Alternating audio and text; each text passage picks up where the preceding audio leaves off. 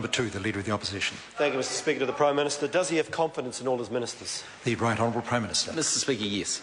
The Leader of the Opposition. Thank you, Mr. Speaker. Does he have confidence in his Minister for Labour that he will take all possible steps to improve worker safety? The Right Honourable Prime Minister. Well, Mr. Speaker, I'm not wishing to be pedantic, but I'd point out it's the Acting Minister of Labour, which is now Chris Finlayson. And yes, the answer is yes. The Leader of the Opposition.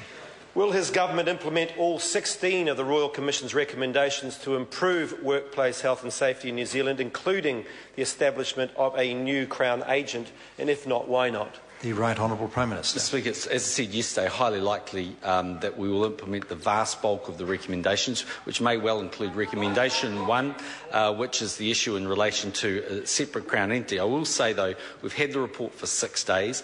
There are other examples of independent Crown agencies that aren't necessarily always the best way to measure things. There are pros and cons of the issues. The government's asking officials for advice on that issue, but it's very possible that we will implement an independent Crown agency, but let's just make sure we've got it absolutely right. The Leader of the Opposition. Thank you, Mr. Speaker.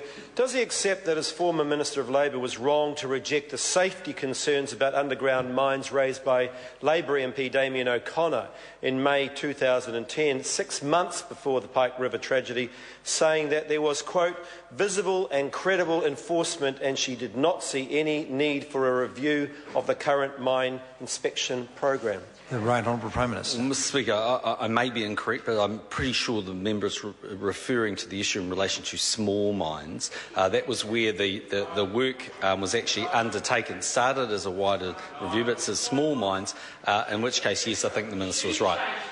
The Leader of the Opposition. Thank you, Mr. Speaker. Does he accept that there is a lax attitude towards health and safety in his cabinet, given that his Minister of Labour has resigned and his ACC Minister in June last year said training of workplace health and safety representatives is a touchy-feely notion, and if not, why not?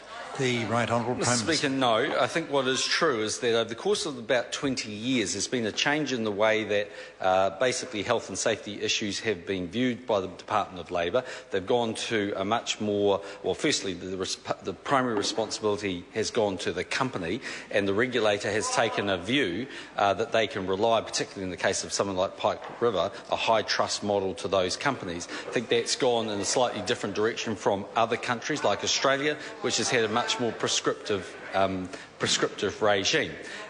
We think the national government has tried pretty hard to be sensible about this issue, but I will make the point that for 9 years, and including the time that that member was the Minister of Labour, there were not a lot of changes.